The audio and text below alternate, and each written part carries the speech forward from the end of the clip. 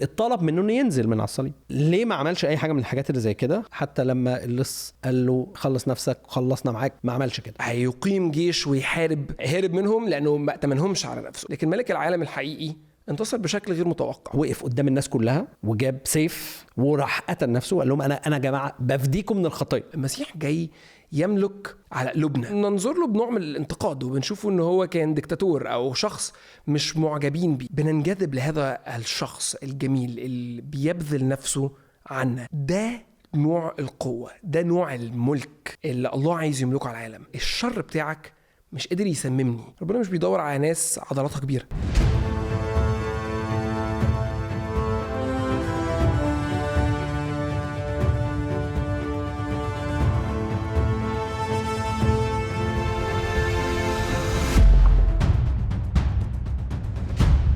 في متى 12 بكل وضوح بييجوا الكتبة والفريسيين وبيطلبوا من المسيح آية، بس هو كان رده عليهم صادم جدا، انه يعني انتوا جيل فاسق وشرير وبتطلبوا آية ومش هتاخدوا آية، رغم ان هو عمل كتير من الآيات، فيعني ليه لا ما يعملهمش آية كمان. لكن كمان على الصليب اتطلب منه انه ينزل من على الصليب. كان يقدر ينزل، كان يقدر يوريهم آية، كان يقدر يوريهم الانتصار. ليه ما عملش اي حاجه من الحاجات اللي زي كده؟ رايك ايه بالحته الاولانيه اللي في متى 12 بتاعه الكتبه والفريسيين، والحته بتاعه على الصليب حتى لما اللص قال له خلص نفسك وخلصنا معاك ما عملش كده؟ اظن انه زي ما انت بتقول الكتبه والفريسيين او الناس اللي كانوا حوالين السيد المسيح في الوقت ده كان عندهم توقعات معينه من المسيح لما هيجي هيعمل ايه. والتوقع الأساسي والكبير اللي في بالهم هو النصرة على العدو المستعمر اللي هو في الحالة دي الرومان. كتير قوي من القصص اللي بتدور حوالين تحدي الفريسيين للمسيح كانت محاولة ليه أن يثبت أن هو اللي هيعمل كده. وحتى في جزء معين بعد ما قال لهم أن أنا مش هعطيكم آية أشبعهم، الجموع كانت جعانه فعمل لهم آية واداهم اكل، وكان رد فعلهم انهم عايزين ياخدوه ويملكوه. هو ليه ما خلصهمش من الرومان؟ ما حلو، ما ده يعني ده اللي جاي في السكه. بعد ما اكلهم عمل معجزه اشباع الجموع، ودي آية بعد ما لهم جيل فاسق وشرير. آية جامده، آية قويه، معجزه جامده جدا، آية قويه جدا. خدوه في الوقت ده وكانوا عايزين يخلوه ملك، بس الكتاب بيتكلم عن ان هو هرب منهم لانه ما ائتمنهمش على نفسه. والفكره هنا وبدايه الرد على سؤالك انه بالنسبة للشخص اللي حوالين المسيح العدو هو الروماني المستعمرني، لكن العدو اللي المسيح جاي يحرر منه أو جاي يحاربه عدو جواه هو الخطية. عدم نزوله من على الصليب هو استمراره في المعركة مع الخطية. نزوله من على الصليب معناه انه هيوقف الدور العمل الفدائي، فبالتالي حول المعركة لحتة تانية. بالظبط. ليه ما ينتصرش على الاثنين؟ في الحقيقة هو انتصر على الاثنين بس مش بالطريقة اللي احنا متوقعينها. من ناحية انتصاره على الخطية حصل بموته وقيامته، ودي حاجة ما اظنش ان الناس حواليه كانت فاهماها، واظن حتى احنا لحد النهارده ما زلنا بنصارع عشان ندرك اعماق هذا العمل وازاي هو فعلا يتعامل مع الخطية بتاعتنا. لكن من ناحية تانية فكر فيها، النهارده الرومان هم اللي صلبوا المسيح، وصلبوه بأكتر طريقة مهينة عشان يحاولوا يثبتوا ان احنا ذو القوة، احنا ذو السلطان، احنا من الاخر انت مين، احنا نقدر نهينك بأي شكل عايزينه. بص على اللي حصل بعد اقل من 300 سنة. الامبراطورية الرومانية هي نفسها تتحول للمسيحية، ومع الوقت اندثرت. النهاردة اغلب الناس ما تعرفش حاجة عن طباريوس قيصر اللي صلب المسيح، لكن ناس كتير تعرف عن المسيح. النهاردة أتباع طباريوس قيصر مين؟ لكن أتباع المسيح مين؟ نوع من النصرة على الرومان مش نصرة في اللحظة اللي فيها هيقيم جيش ويحارب، ودي الطريقة القوة اللي بدراعي، لكن هي نصرة ممتدة وطويلة عبر العصور. قيصر كان فاكر نفسه ملك العالم، لكن ملك العالم الحقيقي انتصر بشكل غير متوقع. ليك في الخيال؟ اتخيل معاك. طيب يعني عشان بس نسرح كده مع بعض. تعال نقول حاجه ما حصلتش يعني، بس تعال نتخيل دلوقتي السيد المسيح عنده 12 جيش. هو قال كده ممكن اجيب 12 جيش دلوقتي حالا، خلص الناس كلها من الرومان، اظهر قوه رهيبه، مملكه امبراطوريه ما فيش حد يقدر يخلصها، هو خلصهم منها. بعد كده راح وقف قدام الناس كلها وجاب سيف وراح قتل نفسه وقال لهم انا جماعه بفديكم من الخطيه. اعتقد ده انتصار رهيب واعلان جميل وكل الناس تبقى مبسوطه. اليهود اللي كانوا منتظرين تحرير من الامبراطوريه الرومانيه حصل، والهدف اللي هو كان جاي علشانه اللي هو بتاع الفداء تمام. ليه التخيل ده تخيل؟ على قد ما احنا حاسين واحنا بنحكي السيناريو الافتراضي ده ان ده تخيل واسع، انا عايز اقول ان تحت توسع اكتر. مشكله التخيل ده ان هو ضيق. قصه اللي انت بتحكي دي حصلت بالظبط في العهد القديم. الشعب كان مستعبد عند شعب المصريين، وربنا أظهر قوة عظيمة وانتصر انتصار مش بس روحي لكن عسكري. الجنود بتاعة الشعب المصري غرقت في البحر الأحمر. بس بص على حال الشعب بعدها. الشعب بعدها في حالة من التذمر، في حالة من الفساد، وفي حالة من انه نفسه يرجع مصر تاني. بلاش دايما نكون بنفكر في هم كيف يفكروا ازاي، خلينا برضه هنفكر في احنا عاملين ازاي. تخيل انت عندك النهارده مشكله وصراع في حياتك، والجواك هو بص يا رب، انا عارف ان انت عايزني اعيش ليك، انت عارف ان انا محتاج اتحسن اخلاقيا، محتاج انتصر على الحاجه الجوايه اللي انت جاي تنتصر عليها دي في الصليب. لكن بص الدنيا برايا صعبه قوي، صلح لي الظروف دي، ريحني، وبعد كده انا هبقى حالي كويس كفايه عشان اقدر اهتم بقى بالدواخل واخلاقي والخطيه بتاعتي. بس الواقع مش كده. اللي الرخاء بيعملوا لما بيحصل النوع الانتصار العسكري ده، انه الظروف الخارجيه تتحل، مش بينشئ فضيله. التاريخ بيثبت لنا بينشئ فساد. وانا اظن انه اللي الصليب بيحاول يعمله، النصره الحقيقيه اللي انت محتاج تنتصرها هي النصرة على الخطية اللي جواك، وده العدو الحقيقي اللي انت ما تعرفش تنتصر عليه. الرومان في مملكة غيرهم هتيجي تنتصر عليهم هيندثروا، التاريخ هيغلبهم كده كده، زي ما هم غلبوا اليونانيين قبلهم، وزي ما اليونانيين قبلهم غلبوا الأسيريين قبلهم، وهكذا. العالم كله تاريخه بيحكي قصة مملكة بتاخد مملكة بتاخد مملكة بتاخد مملكة. مفيش حد فيهم موجود ولا دايم. مش دي نوع النصرة اللي المسيح جاي ينتصرها. المسيح جاي يملك على قلوبنا نوع الوضوح والانتصار السلطوي القوي اللي انت نفسك تتخيل المسيح بينتصره.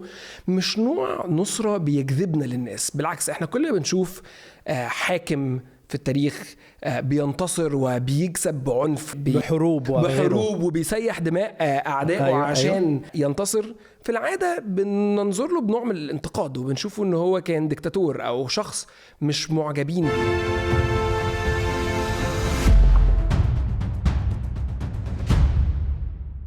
الله بيحاول يحوز بولائنا واعجابنا ومحبتنا ليه بشكل مختلف. المسيح بيتكلم عن نفسه بيقول حينما ارتفع اجذب كثيرين الي. ودي حاجه غريبه جدا، انه في المشهد بتاع الصليب اللي ممكن يبان بالنسبه للعالم ضعف، وبيبان بالنسبه للعالم ان الرومان هم اللي بينتصروا، بننجذب لهذا الشخص الجميل اللي بيبذل نفسه عنا.